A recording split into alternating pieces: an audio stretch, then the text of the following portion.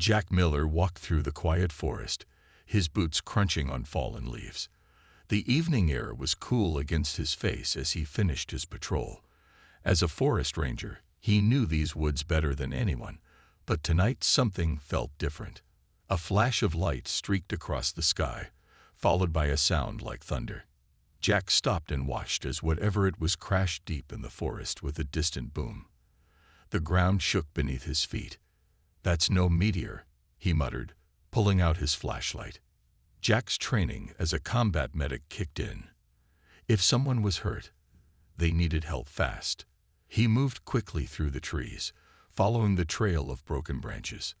The smell of burnt metal filled the air as he got closer. In a small clearing, he found it. A silver craft about the size of a small bus. It was unlike any plane or helicopter Jack had ever seen. The metal had strange markings and glowed faintly blue around the edges. "Hello? Anyone in there?" Jack called out, approaching carefully. A section of the craft slid open with a hiss. Jack raised his flashlight, unsure what to expect. What he saw made him freeze. 3 small figures huddled around a larger one. They weren't human. Their skin was pale blue with faint patterns that seemed to glow. They had large eyes that reflected his flashlight beam. The small ones looked like children, and they were trying to protect the bigger one, clearly their mother. She was badly hurt. Purple blood seeped from a wound on her side. The children made high-pitched sounds and positioned themselves between Jack and their mother. "It's okay," Jack said softly, putting his flashlight down. "I'm not going to hurt you." He slowly removed his medical kit from his backpack and showed it to them. The children watched him with fear in their large eyes. Jack pointed to their mother, then to his kit. "Help," he said. "I want to help." The oldest child, with slightly darker blue skin, studied Jack for a long moment. Then, slowly, it moved aside. Jack approached carefully and examined the mother. Her breathing was shallow, and her pulse, which he found on her neck like a human's but faster, was weak. She needed immediate care. Using the skills he'd learned in combat, Jack cleaned and bandaged her wound. The smallest child crept closer to watch, making soft chirping sounds. "She needs better care than I can give her here," Jack said, knowing they probably couldn't understand him, but hoping his tone would convey his meaning. "I have a cabin not far from here. I can help her there." Jack fashioned a stretcher from his emergency blanket and some branches. The children watched with curious eyes as he carefully placed their mother on it. "I need your help," he said to the older children, showing them how to hold one end of the stretcher. To his surprise, they understood. The 2 older ones took the front end while Jack took the heavier back. The smallest one followed close behind, occasionally reaching out to touch its mother's hand. The strange group moved slowly through the darkening forest. Once, the mother's eyes fluttered open. They were deep purple and filled with fear. She tried to speak but couldn't form words. "You're safe," Jack said gently. "I'm taking you somewhere safe." Her eyes closed again, but her breathing seemed a little steadier. When they reached Jack's cabin, he cleared off his bed and placed her on it. The children huddled nearby, watching his every move as he hooked up a simple IV with fluids. Jack looked at the 4 aliens in his cabin and took a deep breath. His life had just become much more complicated, but seeing the children's scared faces as they stood guard over their injured mother, he knew he had made the right choice. "You're safe here," he told them, even though they couldn't understand. "I promise." Outside, stars twinkled in the night sky, and somewhere, Jack knew, others would have seen that crash. It was only a matter of time before someone came looking. 3 days passed since Jack brought the alien family to his cabin. The mother still hadn't woken up. Her breathing was steady now, but Jack worried about her strange purple blood and how different her body might be from humans. He turned his spare room into a place for her to heal, moving in his small couch so the children could stay close to her. The 3 little ones hardly left her side. Jack brought them food. Fruits, bread, and water. At first, they wouldn't eat while he watched. He had to leave the room before they would touch anything. They liked apples and oranges, but wouldn't go near meat. "You need to eat to stay strong," Jack said on the fourth morning, placing fresh fruit on a plate. The oldest child watched him with those big round eyes. Jack pointed to himself. "Jack," he said clearly. The child tilted its head, then pointed at Jack with a slender blue finger. "Ja," it tried to say. "That's right, Jack," he smiled. The oldest child touched its own chest. "Zara," it said in a musical voice. Jack's heart beat faster. This was progress. "Hello, Zora." The middle child stepped forward hesitantly. "Maiko," it said softly. The smallest one hid behind Zora, but peeked around with curious eyes. "That's okay," Jack said gently. "We have time." That night, Jack heard strange sounds from the spare room.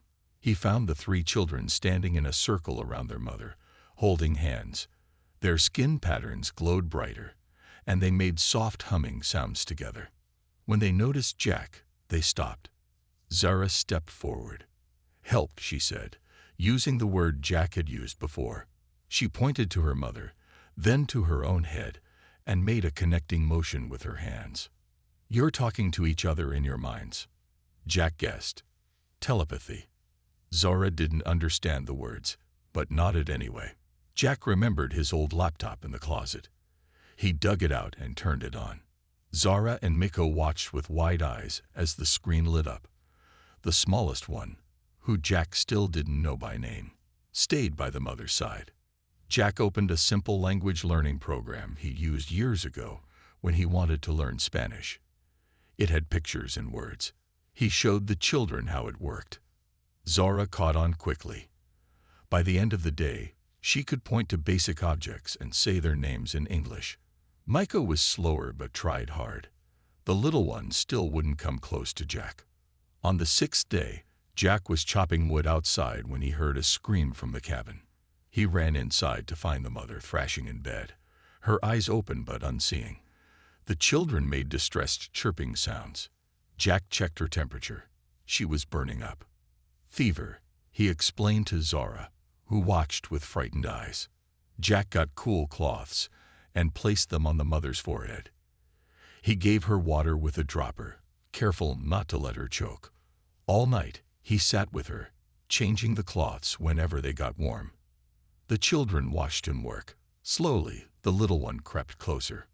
"Ven," it said in a tiny voice, touching its chest. "Nice to meet you, Ven," Jack said with a tired smile. By morning, the mother's fever broke.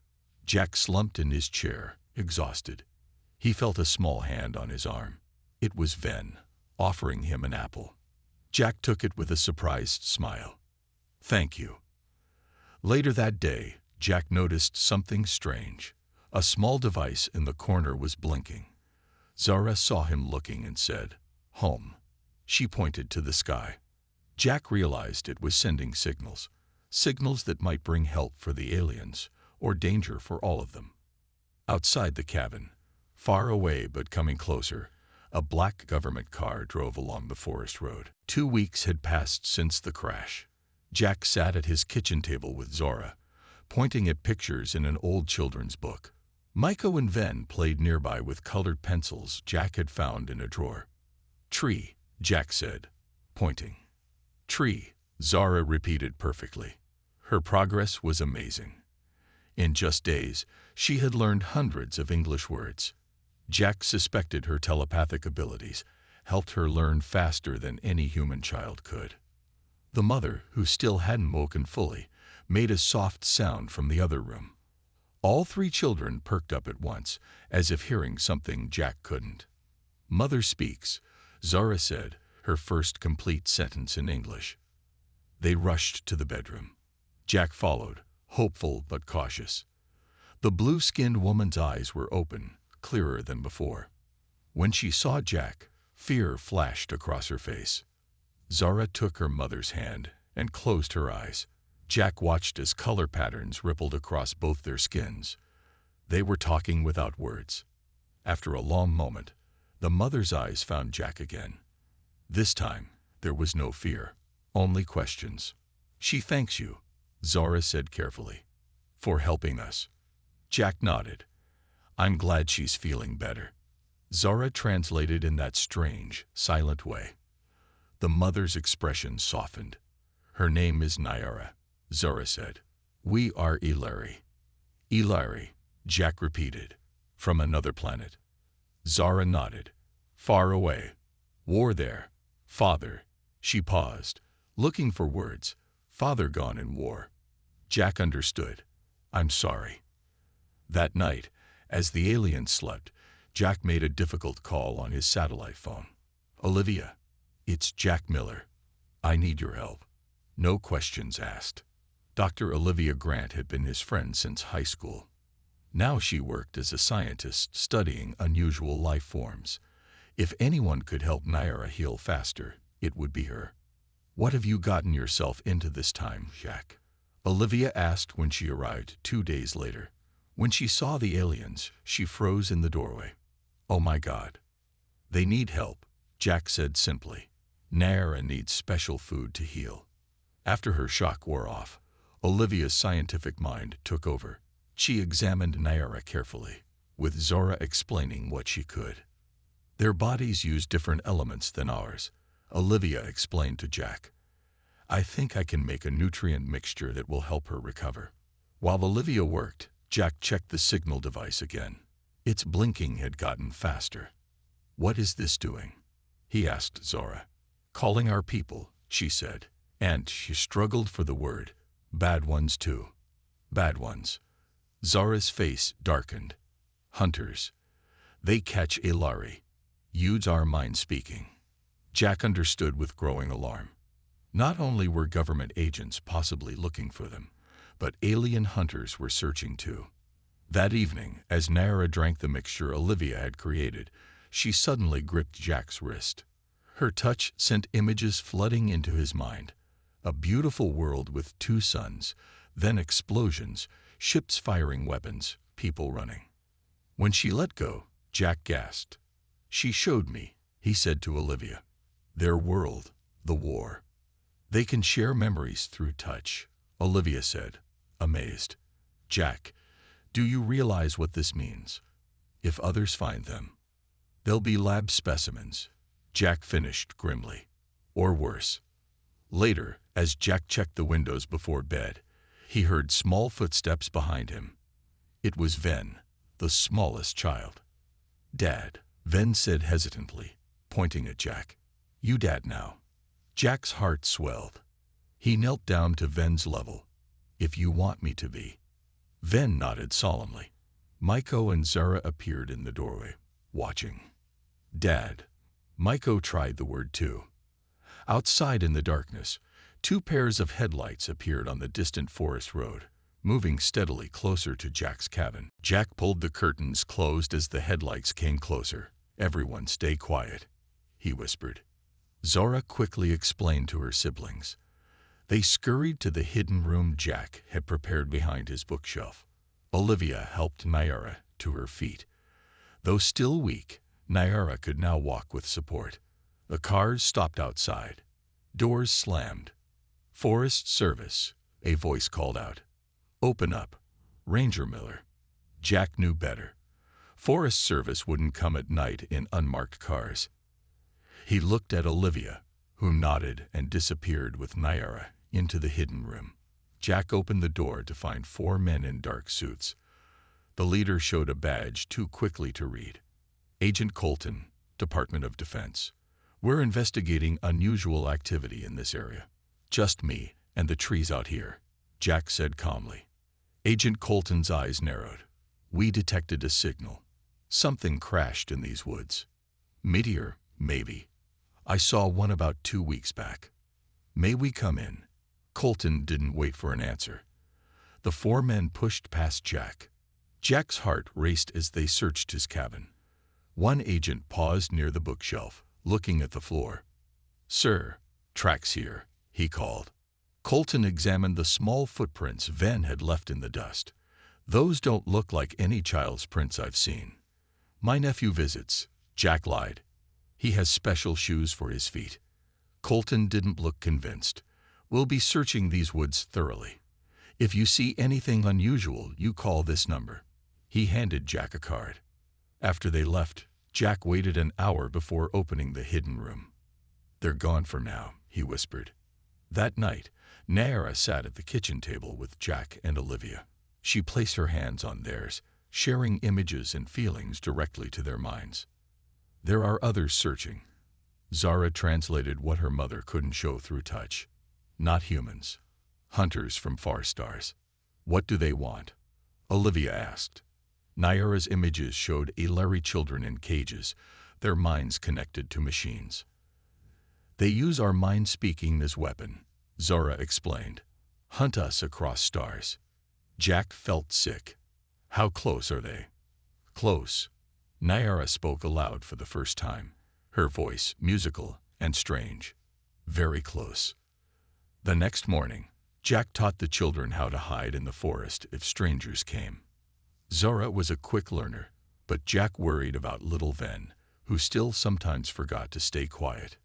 Dad, Ven asked, looking up with those big, trusting eyes. Bad men take us. No, Jack said firmly, kneeling to look Ven in the eyes. I won't let them. That afternoon, Nayara stepped outside for the first time since the crash. The sunlight made her blue skin shimmer. She breathed deeply, her strength visibly returning thanks to Olivia's special food mixture. She placed her hand on Jack's arm. In his mind, he saw images of gratitude and something more. Trust, maybe even affection. Jack smiled. You're welcome. A strange sound interrupted them, a high-pitched whine far above. Nayara's face filled with fear. Hunter ship, she whispered, her English improving hourly. At the same moment, Jack's phone rang. It was Olivia, who had gone to town for supplies. Jack, government vehicles everywhere. They're setting up roadblocks. They know something's out there. Jack looked up at the sky, then back to the cabin where the children played. We need to move, he told Nayara. Tonight. As the sun set, Jack loaded backpacks with food and supplies. Nayara helped the children dress warmly. Jack checked his old service pistol, hoping he wouldn't need it. Outside, a twig snapped in the darkening forest. Then another. Someone, or something, was surrounding the cabin. Jack grabbed his rifle and motioned for everyone to stay low. The footsteps outside grew closer. Jack, a familiar voice called. It's Olivia. Jack sighed with relief and opened the door. Olivia rushed in, her face pale. I had to abandon my car and hike through the woods, she explained. There are roadblocks on every road now. And I saw something in the sky, definitely not a human aircraft. Nayara nodded grimly. Hunter ship. I feel them searching. Over the past few days, Nayara had grown much stronger. The color in her blue skin had deepened, and the patterns that ran across her arms glowed brighter. She stood tall now, her movements graceful and sure. We need to leave, Jack said. There's an old mining cave system about 5 miles north. We can hide there until we figure out what to do. As they packed essentials, Nayara suddenly stiffened. Her eyes glowed bright purple. Mother? Zara asked, worried. Nayara's voice changed, becoming deeper and more powerful. They have found our crash site. They know we survived. She walked to Jack and placed both hands on his temples. The connection that flowed between them was stronger than before. Jack saw images of a ship larger than the one that had crashed. He saw creatures with gray skin and cold eyes. Hunters. When Nayara released him, Jack staggered back. They're coming directly here, he said. How did they find us? The signal device, Olivia realized. It's been getting stronger. Nayara nodded and spoke now in clear English. It activates fully when I am healed. It calls to my people, but others can hear it too. She touched the device and it stopped blinking. Too late. They have found us. Jack checked his watch. We have maybe an hour before dawn. We need to move now. They slipped out the back door of the cabin and into the dark forest. Jack led the way with Olivia behind him. Nyara carried Ven, who was too small to keep up. Zara and Miko followed closely, their eyes glowing faintly, helping them see in the dark. The forest was silent, too silent. No birds, no insects. Something had scared them away. "Stop," Nyara whispered suddenly. She set Ven down and closed her eyes. Her skin patterns pulsed with light. "She's scanning," Zorat explained, "like radar, but with mind." Nyara's eyes snapped open. Government people ahead. Hunters behind. We are trapped. Jack thought quickly. The stream. We can follow it. The water will hide our scent and footprints. They waded into the cold creek, moving as quietly as possible. Ven shivered but didn't cry out. The little one had grown braver. "Dad," Miko whispered, using the word that now felt natural. "I'm scared." "It's okay to be scared," Jack said, taking Miko's small blue hand. "I'm scared too. But we're together, and that makes us strong." As they rounded a bend in the stream, bright lights suddenly lit up the forest behind them. Voices called out, both human voices and something else, high and scratchy. "Run," Jack ordered. They splashed through the water, no longer trying to be quiet. Speed was more important now. The cave was still 2 miles away. Nyara stopped suddenly, her face determined. "Jack, take children. I will distract them." "No," Jack said firmly. "We stay together." Nyara's eyes softened. She touched his face gently. In his mind, Jack felt her gratitude, her trust, and something deeper, something like love. "Together," she agreed. Behind them, crash of branches and splashing water grew louder. Their pursuers were closing in. The cave entrance appeared ahead, half hidden by fallen rocks. Jack hurried everyone inside, just as flashlight beams cut through the trees behind them. "Stay quiet," he whispered, leading them deeper into the cave. The tunnel narrowed, then opened into a larger chamber.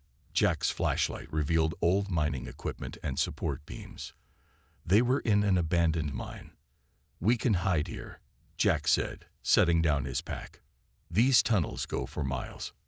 Nyara's skin glowed softly, providing gentle light. She gathered her children close, their small faces worried but brave. Zara looked up. "They're still coming. I can feel their minds." Outside, voices shouted commands. Flashlight beams danced at the cave entrance.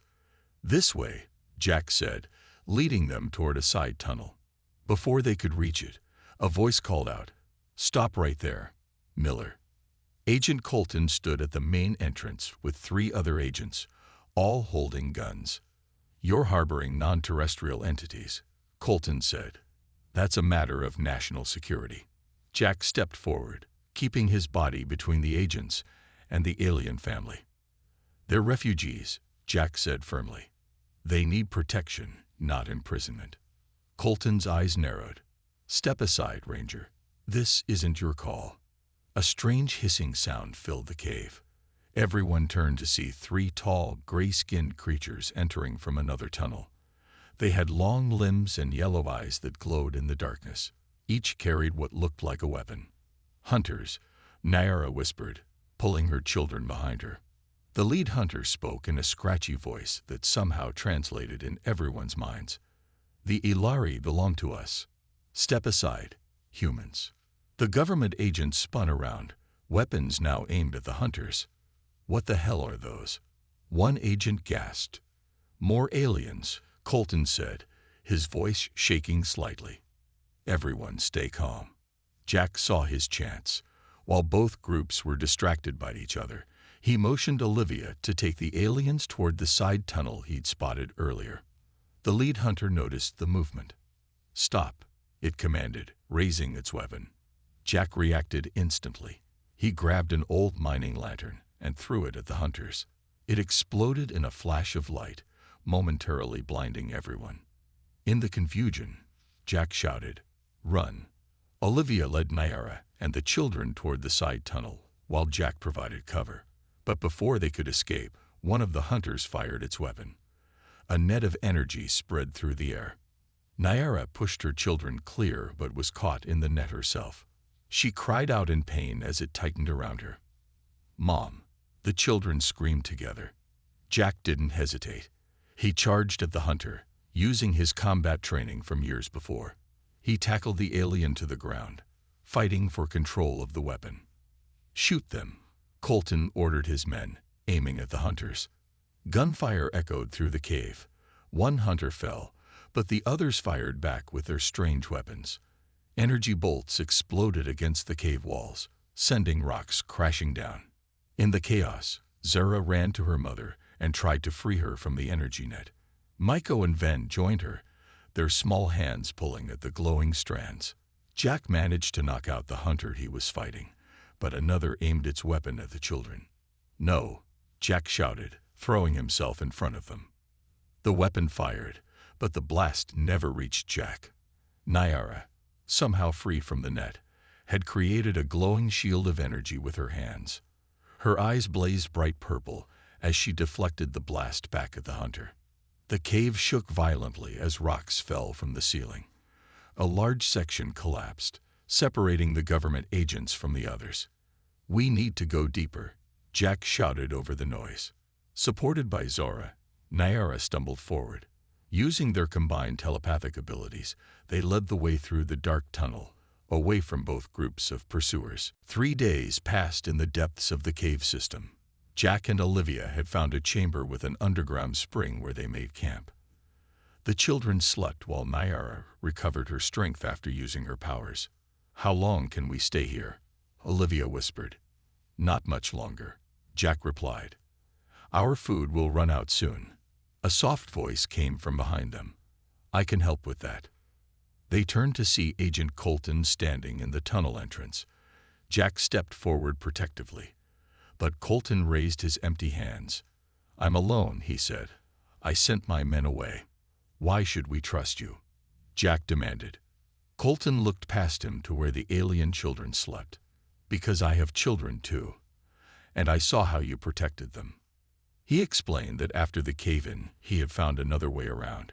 He had watched from a distance as Jack cared for the alien family. "We caught one of the hunters," Colton said. "It told us things. These Ilari aren't a threat to Earth, but the hunters are." Nyara stepped forward, her eyes studying Colton. "You speak truth," she said, her English now nearly perfect. "I can help you," Colton said. "But we need to move fast. More hunter ships are coming." That night, they left the caves. Colton led them to a clearing where a helicopter waited. They flew to a secret government facility hidden in the mountains. "Your ship," Colton told Nyara as they entered a large hangar. "We recovered it from the crash site." The small silver craft sat on a platform, partly repaired. Engineers worked on it, mixing Earth technology with the alien systems. "We can make it fly again," Colton explained. "Strong enough to get you home, or at least to a safe place." Olivia worked with the engineers, her scientific knowledge proving valuable. Jack helped where he could, but spent most of his time with the children. One evening, as they watched the stars from a viewing platform, Ven climbed into Jack's lap. "When we go home, you come too?" the little one asked. Jack's heart squeezed. He had been avoiding this conversation. "I don't know, buddy." Later, Nyara found Jack alone, staring at the night sky. "My children love you," she said simply. "I love them too," Jack admitted. "And I." He hesitated, then looked directly into her purple eyes. "I care for you as well." Nyara smiled and took his hand. The touch sent warm feelings between them, not just telepathy now, but something deeper. "Then come with us," she said. "There is a place where both our kinds live together, a colony world. We can be safe there." The next day, as final preparations were made on the ship, Colton took Jack aside. "You're planning to go with them, aren't you?" Jack nodded. "There's nothing for me here anymore." Colton handed him a small device, a communicator, so Earth doesn't lose touch with its first ambassador to the stars. That night, They said goodbye to Olivia. She hugged each of the children, then Jack. "Take care of your family," she whispered. As they boarded the ship, Zara took Jack's hand. "Are you scared, Dad?" "A little," Jack admitted, "but that's okay." Miko and Ven joined them, their small blue hands reaching for his. "We protect you," Miko said solemnly. Nyara took her place at the controls, her fingers dancing over strange symbols. The ship hummed to life. "Ready?" she asked, looking back at Jack.